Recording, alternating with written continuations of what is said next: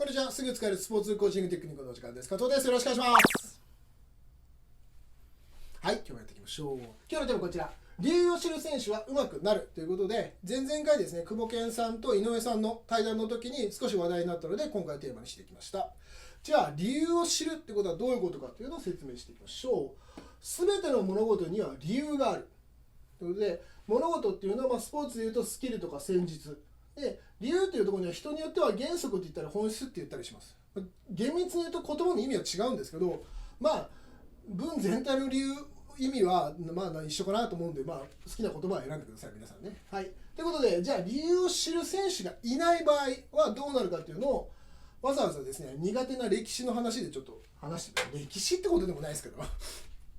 戦をね、するとします。で、僕が大将ですね、武将。で、兵隊たちがいます。明日の戦について作戦会議をします。明日はとにかく、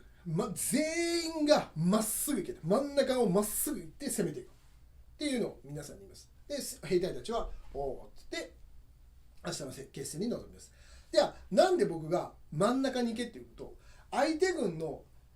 これまでの戦い方を見ると、必ず両脇から攻めてくるっていう作戦をずっとやってるんです。だから真ん中が空いてるから真ん中を攻めていこうというので、僕はそういう理由のもとに兵隊たちに指示します。ただ兵隊たちはその理由を知りません。次の日、決戦の日、わーって行きます。行けーっつって兵隊たちが真ん中をダーッと攻めてきます。で、僕はちょっと小高い山でこうやって見てて、よしよしよしって言ってるんだけど、相手陣が攻めてくるのが見えてきました。そうすると、本来ならこの両脇から来ると思ったんですけど、まさかの真ん中と右で来たと。あらと。あらと違うぞと。で、待てと。兵隊たち、うちの兵隊たち待ってって言っても、兵隊たちはもうずっと行ってて、行くわけですよ、ずっと。で、相手に前がおろうが、俺前がとにかく真ん中行けって言われたから真ん中行ってる。これが理由を知る選手がいないとこうなるよって話。じゃあ理由を説明して理由を知ってたらどうなるかって。前の日に作戦会議します。明日は真ん中をとにかく攻めていけと。なぜなら相手は両脇から攻めてきて、真ん中が空いてるから真ん中を攻めていけっていう理由とともに説明していきます。じゃあ次の日、戦になります。わーって兵隊たちはまっすぐ真ん中を進んでいきます。で、わーって相手陣が見えてきたのに、あれと、真ん中空いてなくねっつって空いてないよねっつって、でも空いてるとこって言ったよねみたいな話をして、ただ右と真ん中にはいるけど左は空いてるわけですよね。ただ兵隊たちは空いてるとこって行けって言うなら、あれ左行った方がよくねみたいな話。そうだよねっつって、空いてるとこ行けって言ったもんねっつって、じゃああっち行こうっつってこう自分らの意思で左に行くわけですよ。ダダダダ空いてるとこ行こうっつって、そしたら例えば向こうの真ん中の軍がこう寄ってきた、合わせてきた。ああ、こっち来た。こっち来たよ。どうするって言ったら、そしたら真ん中空いてるよ、また。つって。あ、そうか。じゃあ真ん中行こうぜ。つって。また真ん中に来るわ。つって。で、またついてくるんですよね。じゃあ、またついてきたらどうするって言って。これ、あれじゃねついてくるんじゃねと思って。じゃあさ、俺ら、前の半分はこっち行っておとりになるけど、その半分、ここで隠れといて、俺らがこっちでおとりで向こうが行ったら真ん中行って。つって。ああ、それいいじゃん。じゃあ俺隠れてこねみたいな。で、じゃあ行ってくるっつって左にまた行ったら、また左についてきて真ん中が空いて、そこが残りの半分の軍が真ん中を突きるみたいな、そういう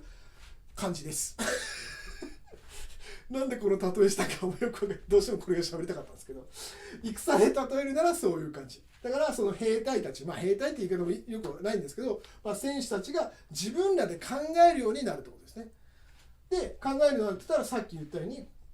こうですね、汎用性が出てくると。要するに適応能力、いろんな場面でその場面に合った自分で判断して行動ができるよって話。だってスポーツって同じシチュエーションってないじゃないですか。もちろん相手も違えば天気も違ったり、何より自分の体調も変わってくる。そういうふうにいろんなシチュエーションがある中で一つのことしか覚えてない、その方法しか覚えてない、外側しか覚えてなければ違った時に違ったことできないじゃん。だから理由を知っとこようねって話です。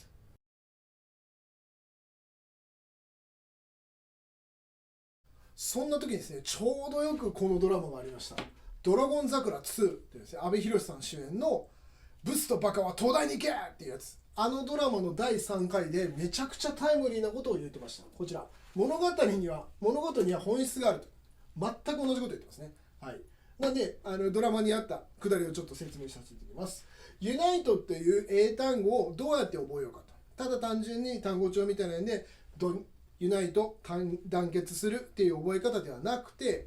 その言葉を調べてみよう。そしたら語源にユニっていうのは一つって意味がある。いろんなものを団結して一つにするからユナイテッド、ね、じゃあこのユニってつく他に英単語ありますかって聞いた時に、例えばユニフォームですね。いろんな人が違う人が一つの制服を着る。ユニバーシティ、大学、いろんな学部が一つになって大学になってる。で一つの角があるユニコーンみたいな感じで語源を調べる、本質を調べることによってどんどんその汎用性が出てくる。それさえ分かっていれば他の語源を分かった時にまたそこで枝が増えていくっていうようなイメージですね。そういうことで本質があるという、本質を知ろうという話です。じゃあちょっとスポーツの話をしますね。ラグビーの話なんですけど、ラグビーの基本的なスキルでハンズアップ、ボールをもらう時に手を上げてもらいましょうという、これハンズアップっていう名前なんですけど、そういう技術があります。これもバスケとかハンドとかもしかしたら同じかもしれないですけど、そういう技術がありますね。これってめちゃくちゃ基本的なことなんですよ。本当にラグビーし始めた人絶対最初もなるんですね。なんでこの前ですね、ちょうど自分の母校に他の高校の1年生が来て、で僕がちょっと教えることになったんですね。でボールをもらう時に何か気をつけることあるって言ったら、この手を挙げるハンズアップっていうのを誰かが言ってくれて、ああなるほどね、やっぱ教えてもらってるよねっつって、じゃあさ、そのハンズアップをする、手を挙げる理由って何か分かるって聞いた時に、たまたまその子は分からなかったんですね。だからたまたま教えてもらってないのか、たまたま忘れたのか分かんないですけど、とりあえずその時は分かってなかったんですよ。じゃあその手を挙げてもらうっていうのを何の意味か、いろんな意味があるんですけど、中の一つにこういうのがあるんですね。少しでも早くボールを取る。ここに僕がいて、こっちからボールを取るときに、ここでもらうよりはここでもらった方が早いじゃないですか。当たり前ですよね。0. 何秒ぐらいの話だけど、やっぱり少しでも早く取れる。じゃあその理由、少しでも早くボールを取る理由は何か。それは次のプレーができる。ボールをもらうときって、キャッチするときって必ずボールを見なきゃいけないですね。もちろんこうやってパスをキャッチできる人もおるかもしれないけど、ほとんどの人はボールを見とかなきゃいけないですよ。キャッチするまではずーっと見て、ここでキャッチするんだったらここまで見とかなきゃいけないですね。でキャッチしてようやく他のことが見れるわけですよ。相手が見れたり味方が見れたりね。だからここまで見てパッてキャッチしてパッて相手見たときに近づいてる可能性なんですね。それならボールが来たときにここでもらってしまえば、この時点で相手が見れるわけです。そしたら相手の距離がここよりは絶対に広いわけで、それではパスしたり抜いていったりすることができますよね。だから基本的な理由っていうのは、次のプレーができるから手を挙げてもらうっていうのが分かってれば、例えばボールが来る前に走ってて相手が見て、相手これ近いぞと、いつもより近い感じだなと、今の段階で手を伸ばしてももう少し遅いかもしれないって思うんなら、近づいて手を挙げればもっと速くなる。だからこの理由さえ分かっていれば、そういうふうに汎用性がある、ね、いろんな場面でいろんなふうに変えていけるよね、どんどん変えていけるよね、だから流用する選手が上手くなるんだよって話です。いろんなね、例えでどれが分かったかどれも分かったか分かんないですけど、こんな感じで流用する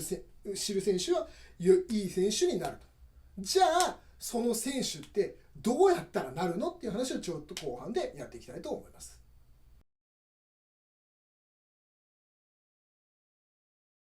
はい、それではですね、理由を知る選手はどうやったら育つのかっていうのを話していきましょう。稀にですよ、稀に何も教えてなくても、もう潜在的にそういう選手はいますけど、ほとんどいないです。なんで皆さんがうまいコーチングをして一人でも多く理由を知る選手を作っていきたいなと思うんですが、最高の形っていうのはやっぱり自分で理由を知りたがる、もう自分からもうなんかもうこれ教えてください、これ教えてくださいみたいな、俺自分で調べますわみたいな選手になるのが最高なんですけど、ここに行くまでは段階が絶対にあります。いきなりここにならそうと思うのはほぼ皆無だと思ってください。なんでしっかり階段を登っていくというのイメージを皆さんがちゃんと持っておいた方がいいと思います。その階段の3つの種類が僕なりに考えました。こちらですね。理由を聞き慣れる、理由を言い慣れる、そして理由を知りたがる。この3段階だと思います。順番に説明していきます。1番の理由を聞き慣れるというのはもう単純ですね。皆さんが言わなきゃいけない。例えば皆さんが今理由を言ってなかったとしますね。だからこれを知って、じゃあ理由を言わなきゃいけない。こういうスキルっていうのはなんでこういうふうに、こういうスキル戦術っていうのはなんで、このスキルっていうのはなんで、これを今までは方法しかなんでこういうふうにしなさいって、こういうふうにしなさい、こういうふうに動きなさいって言ってたものに対して必ずこのなんでっていう理由を一緒につけていく。皆さんがしつこく言っていく。これがまず聞き慣れる。選手が聞き慣れるためにまず皆さんが言い続けなきゃいけないです。ただですね、この最初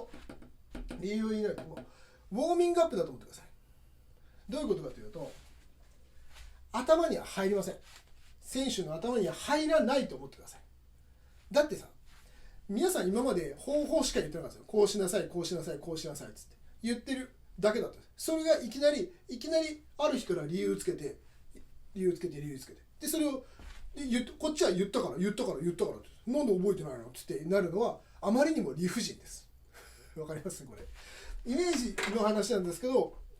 選手側からすると今までは方法という一つの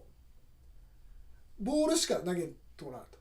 それがいきなり皆さんが理由というボールも2つ目もすぐに投げ始めたみたいな感じです。だから今まではボールが来ます。パッと言って、なるほどな、こういう練習なんだな、こういう風にした方がいいんだなっていうだけだったの。そこで皆さんがいきなり2球目も投げてるんですよ。シューって。理由というボールをね、シューって投げても、選手はそれを見てるから、なんなら最初は気づきもしないです。投げてることに。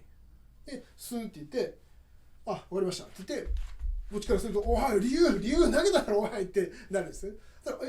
なんすかみたいな。で、最初はそういう風になるんだけど、それが徐々に慣れていくと、パチッと言って、方法を見てる間に、これ理由来るんじゃねっていう体になってくる。それを、つってそれが最初は取れなかったりするけど、徐々に、要するに、取って、見て、取る。この体の動きがちょっとずつ慣れてくる。はい、次のボールね、つって、はい、次も来るね、つって、取った瞬間に、次理由も来るんだなっていうので、慣れてきて、理由がまず取れるようになって、で、なったら今度、少し余裕が出てきて、それを見る余裕ができる。なんでこれをしなきゃいけないのっていうのは頭に入れよう。取るだけじゃなくて頭に入れようと。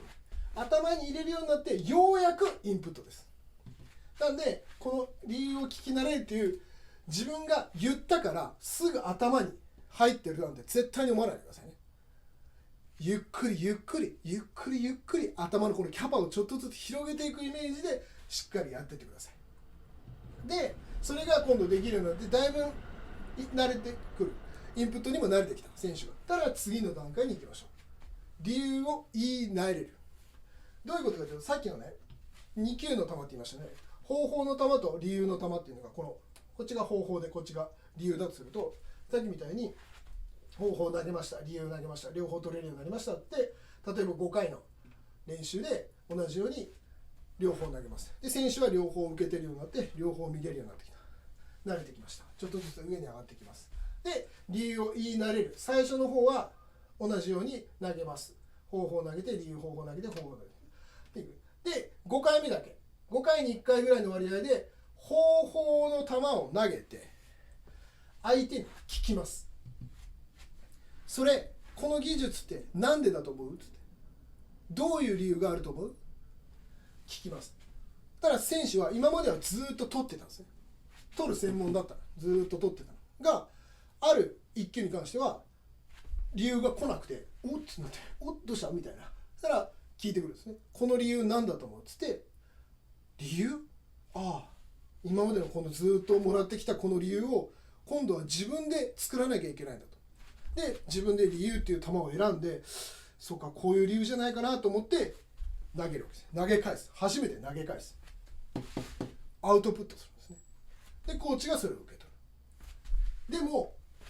それも慣れてないですよね。ずっと最初は1球しか受け取ってこなかった。それが2球にようやく慣れてきた。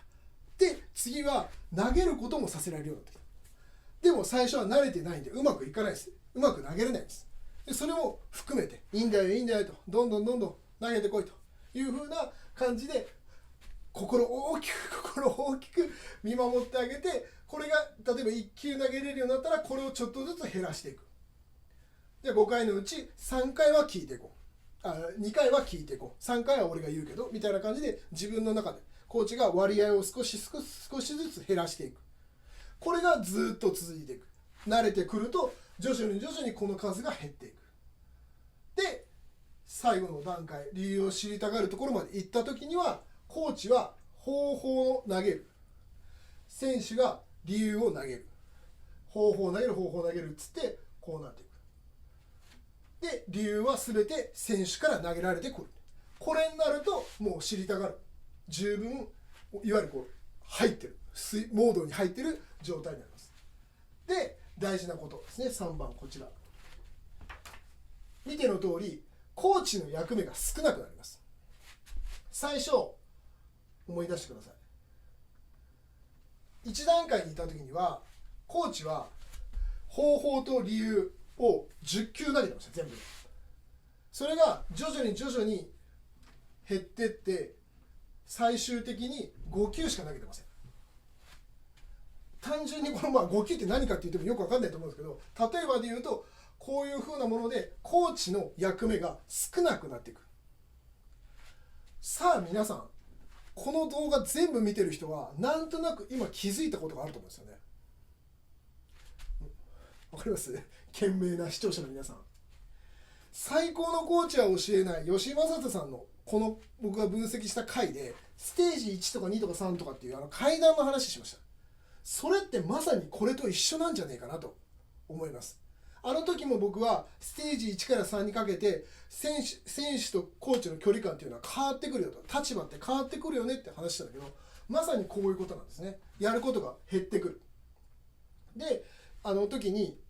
スキルとかの話ですね、スキル、スタミナ、筋力、知識みたいなカテゴリー分けしたんですけど、その中に理由を知るか知らないかっていうカテゴリーも一つ増やしてもいいかなと思います。ほぼ同じように僕は上がったり下がったりできるんじゃないかなと思うので、ぜひですねその回をちょっとまた読んでもらって、吉井さんの本の回もぜひ読んでいただいて、その時にこの理由を自分の中にどう入れるかっていうのをちょっと頭に入れていただきたいなと思います。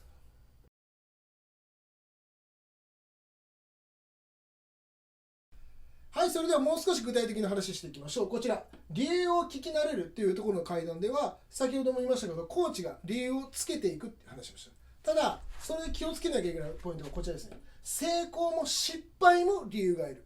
さっきはなんかこうしなさい。なぜならこうですよっていう、なんか成功に対しての理由をつけるっていうのがなんとなく印象が強いと思うんですけど、失敗の方にも理由をつけようと。これ、みんなやってるようでなかなかやってないです。で実際にですね、ちょっとある人に出まして、奈良秀さんというこちらですね、魔法のように人をずらす最強のステップという奈良秀明さんという方、ラグビーのねステップの第一人者と言われている奈良秀明さんという彼のコーチングを見たときに、僕ビデオとか撮らせてもらって、その彼のコーチングを分析したんですね。そうするとこの人失敗の理由をよく言ってるなっていうのが分かったんですよ、自分の中で。でやっぱりね、よくよく考えるとそういうコーチってあんまりいないですよね。成功の理由は言ってる人が多いですけど、失敗の理由ってなんかあんまり聞いた印象ないなと思って本人に聞いてみたんですよ。なんかその失敗の理由ってわざと言ってんですかって言ったら、ああね多分ねつってこういう答えが出ました。僕子供に教えることが多いからなんだよつって、それはもう意識的にやってるらしいです。で子供って例えば足上がっちゃダメだよって、それね失敗ですね。足上がっちゃダメだよって言ったら普通になんでって聞くらしいんですよ。で奈良秀さんもそれを言われるから、あこれ、ね、足上げるとね遅くなるからだよっていうのが多分何回もあって、小学生とか幼稚園とかも幼稚園児とかも教えてるんですね。だからすごい幅が広く教えてるので、そういう経験をすることによって失敗の理由をもう自然に自分がつけてるような話ね。え気づきました？今子供なんでって聞くんですって。ほら理由を知りたがっているまさかのそうなんですよね。確かに、僕も子供と接することあんまないけど、子供ってよくなんでなんでって言いますよね。納得したがってますよね。あ、そうなんだと思って。だから大人になるにつれて子供って大体ここにいるんですよね。で大人になるにつれて下がっていってるんですよ。でそれを僕らが今上げる、ね、方法を今教えたんですけど、虚しいですねだから今ねこれ見られてる人で小学の低学年とか幼稚園児を教えてる方が今ここなんですよ。皆さんの選手ね、ぜひね、もう下ろす必要ないじゃないですか。もうここキープでお願いしますそしたらもうねいっぱいこんな選手ができるんで、いやもうねぜひ現状維持で変にやっぱり年取ってくるとやっぱりなんかその分かったふりとか聞いたふりとかしちゃうじゃないですか僕もそうでしたけど、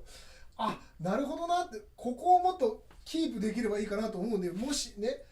ちっちゃい子を見てる方がいらっしゃったらもうここキープでお願いしますね。よろしくお願いします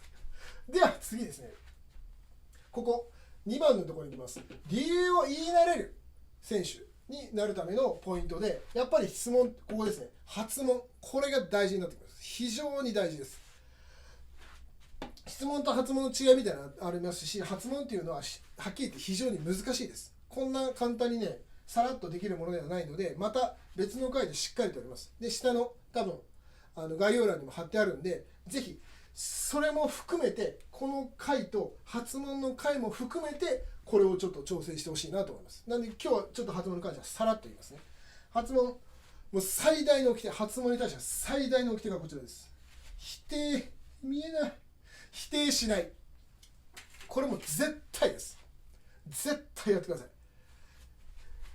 この練習に対しての理由なんだと思うって聞きましたね。そしたら向こうは、いやこうなんじゃないんですかねって、いわゆる間違いというか全然違うところ、ストライクゾーンにも全く入らない全然違うことを言ったりしますよね。その時にブーとか不正解とかダメとか、そんなの絶対言っちゃダメです。これ絶対言っちゃダメ。否定はしない。でも正解じゃないから肯定もできないから、正解とかってそれナイスとは言わないですよね。言えないですよ。だからこれね、ちょうどいいぐらい、これなるほどーっつって、他に何かあるっていう、これがこれを言ってください。こういうなんか、正解とも不正解とも言わないこうなんか曖昧な答えっていうのをしっかり答えてあげてください。だから発言しやすい環境を作るってことなんですね。っていうのがさっきのキャッチボールの話しましたけどね、こういう風になった時にずーっと聞き慣れてる、聞いてばっかりの選手、聞いてばっかりの選手だったのが、ある日からちょっとずつ言わなきゃいけないんですよ。でも言い慣れてない、考え慣れてもなければ言い慣れてもないですよ。要するにこの理由の球が下手なんですよ。投げるのがね、投げたことないんだからだって今まで。下手なのを例えばコーチがねこれぐらいのストライクゾーン持っといて、この理由なんかある答えてって言って、大体ここら辺に構えてますよね。でも投げるのが下手だからシュッてここら辺に行くわけですよ。プシュッて。それに対してその否定するっていうのはこの無視するってこと。違う違う、もう一球だけでもう一球だけでっつって、で選手からするとしてって投げて、また向こう行ったと思ってもうコーチは全然取ってくれない。違う、次っつったらもう怖い、投げれないってなるじゃないですかもうなんか怒ってる、どうしても投げれない、もうってなる。そうならないためにどんな球が来ても最初は飛ぶ、最初とかずっとそうなんですけど、どんな球が来てもバシッてちゃんと取ってあげる。でよしオッケーオッケーっつって、オッケーオッケーってもう一回投げてみようっつって、でまたこっち行ってバシッっつって、よしもう一回投げてこいって言われりゃ、なんか全然違うとこ投げとんだなっていうのは分かってるんだけど、コーチが一生懸命こうやって取ってくれるんで、なんか頑張って真ん中の方投げようみたいな、どこか正解か分からんけどとりあえず投げてみようみたいな気持ちになるんですよね。そういう気持ちにさせなきゃダメなんです。わかります？だからこっからね、ここら辺に投げてるものをここら辺に投げれるようなテクニックもあるんですけど、それは発問の時にしっかり話しますんで、ぜひこの回も一緒に見てここをちょっとやっていきたいなと思います。という感じで僕が理由を知る選手が上手くなるというのを話していきました。どんな感じでしょうかね。皆さんどんな感想などお待ちしてます。じゃあこちら最後です。今日のまとめ。コーチも変化ということで、よく言うようになりました。僕もね、ここですね、ここの変化で吉井さんの時にも話もしましたけど、はっきり言いますけど、僕この動画を作り始めていろんな回を重ねるごとにこの気持ちがどんどん強くなってきました。はっきり言ってそれまでは一回もこんなこと思ったことないです。コーチが変化するっていうのはあまり考えたことなかったんですけど、すごい大事なんだなと。コーチ自体が選手もしくは時期によって対応を変えていくっていうのが非常に大事なことだって分かってきたので、皆さんにもぜひちょっとお伝えしたいなと思うので、これも多分今後も多分しつこく言ってきますので、皆さん、よろしくお願いします。ということで、高評価、チャンネル登録よろしくお願いします。ありがとうございました。